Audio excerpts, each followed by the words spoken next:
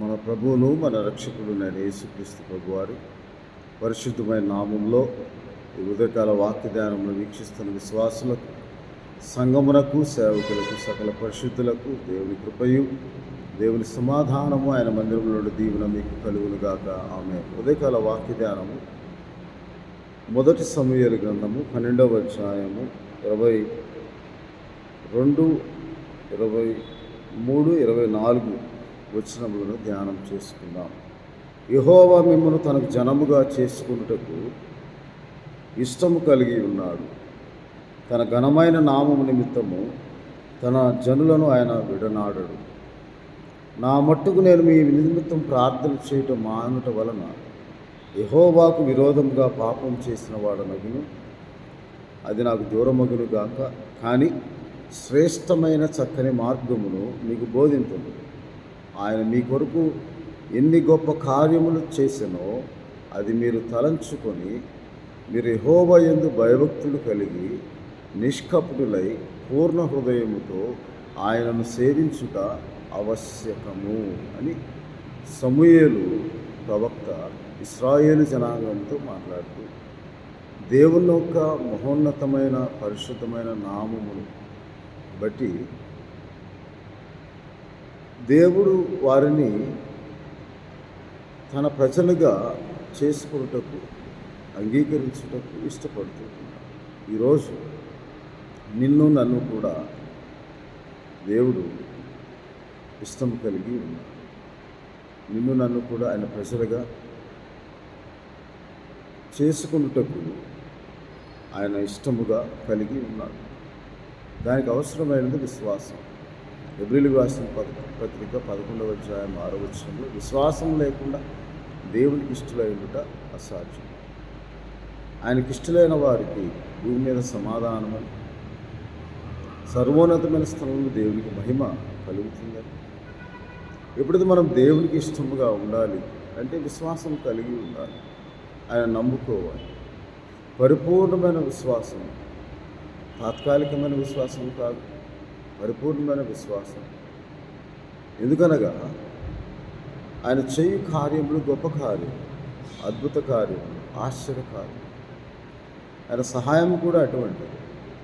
ఒకసారి దేవుడు మనల్ని ఇష్టపడితే తన ప్రజలుగా, తన బిడ్డలుగా అంగీకరించడానికి ఆయన పిలుస్తాడు, ఏర్పరచుకుంటాడు, చేర్చుకుంటాడు. అందువలన సమూయేలు ఇశ్రాయేలీయులు చేయు కార్యములను గమనించి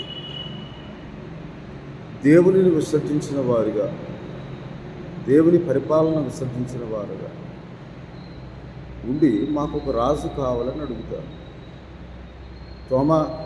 ఇతర జనుల వలె, తమ చుట్టూ ఉన్న ఇతర జనుల వలె, ఇతర జనుల మర్యాద చొప్పున మాకు కూడా ఒక రాజు కావాలి. అతడు మా ముందు నడుస్తాడు, మమ్మలను మా పక్షంలో యుద్ధం చేస్తాడు, మాకు రక్షణ అనుగ్రహిస్తాడని వారు సమూయేలు ప్రవక్త దగ్గరకు వచ్చినప్పుడు వారి గురించి సమూయేలు ప్రార్థన చేస్తాడు. ప్రార్థన చేసిన దేవుడు, నీవు వారి మాటలు అంగీకరించు, వారి ఇష్టం చొప్పునే చేయి, కానీ ఏ రాజును వారు నియమించాలో అది నీవు ఏర్పరచు.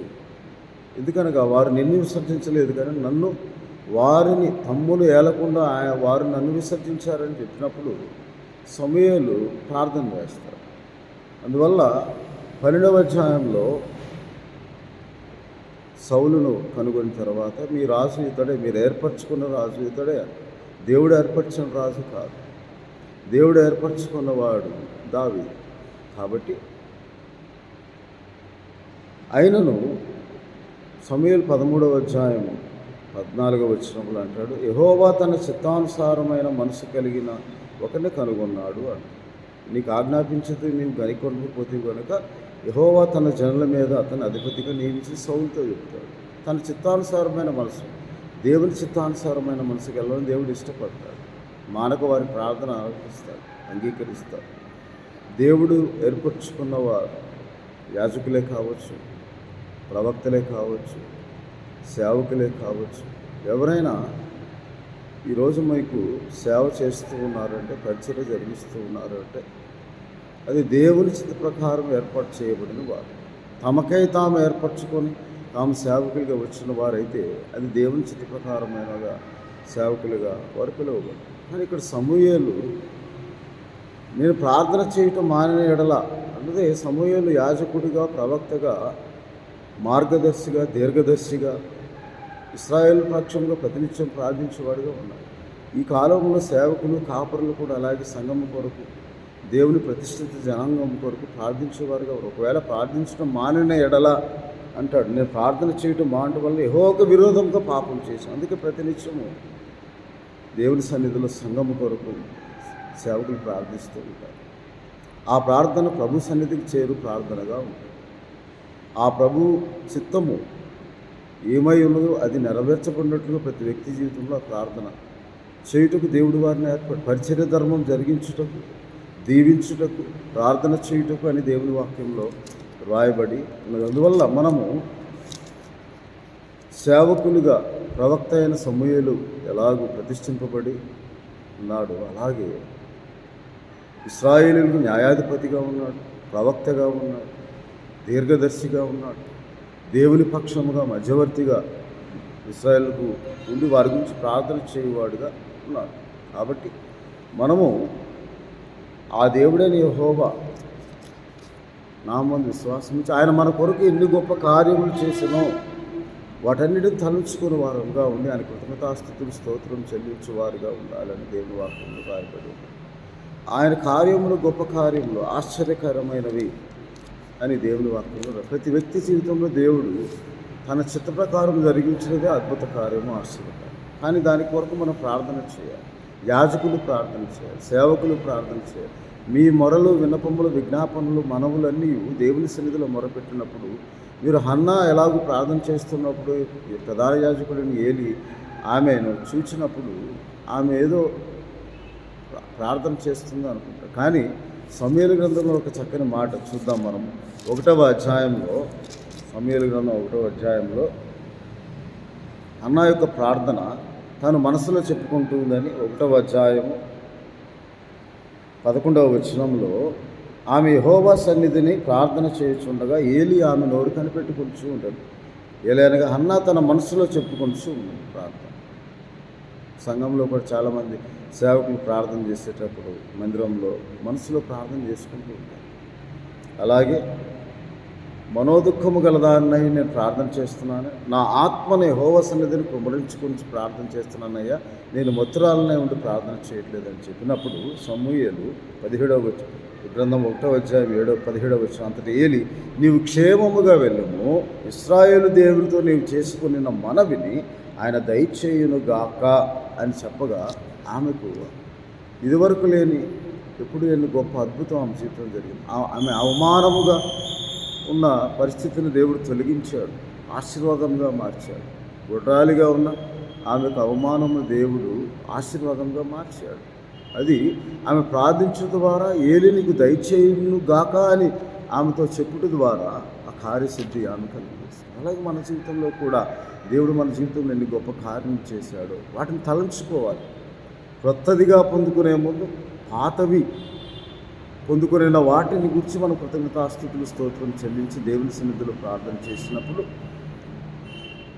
దేవుని సేవకుడైన ఏలి ఎలాగూ ఆమెను నీకు క్షేమం కలుగును గాక, యెహోవా నీవు కోరుకున్న వాటన్నిటి నీకు దయచేయును గాక అని పలికిన విధముగా మనము కూడా దేవుని సన్నిధిలో చేయ ప్రార్థన అది సేవకునికి తెలియజేసినప్పుడు,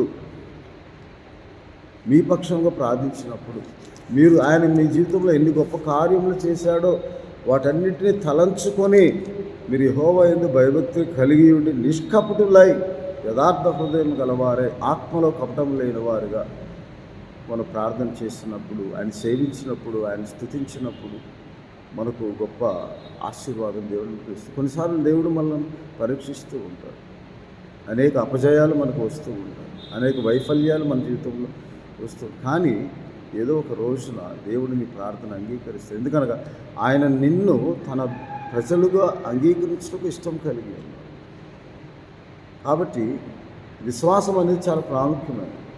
విశ్వాసం అనేది నిరీక్షింపబడదు అని అంటే దేని కొరకైతే మనం ఎదురు చూస్తూ ఉంటామో. హెబ్రీ పత్రిక 1వ అధ్యాయం 11వ అధ్యాయం 1వ వచనం ఆ విశ్వాసమే నీకు కార్యసిద్ధి కలుగజేస్తుంది. నీ విశ్వసించే ప్రకారమే నీకు అవునుగా, నీ నమ్మిక చొప్పున నీకు జరుగునుగాక అన్న వాగ్దానం మనం పొందుకుంటాం. నిరీక్షింపబడు దాని యొక్క నిజ స్వరూపం అనగా ఉన్నది లేనిది ఉన్నట్టుగానే, లేదా ఉన్నది లేనట్టుగానే అంటాడు.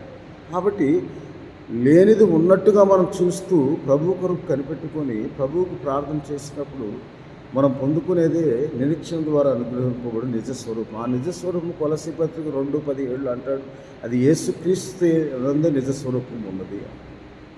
ఆ నిజస్వరూపం క్రీస్తు ద్వారా మనకు అనుగ్రహింపబడటానికి విశ్వాసం చాలా ప్రాముఖ్యం. ఎన్ని గొప్ప కార్యం చేశాడో పూర్వం మనం జీవితంలో చేసిన ప్రతి గొప్ప కార్యం తలంచుకొని ఆయన స్తుతులు స్తోత్రం చెల్లించినప్పుడు నూతన కార్యమును ఆయన మన జీవితంలో జరిగిస్తారు.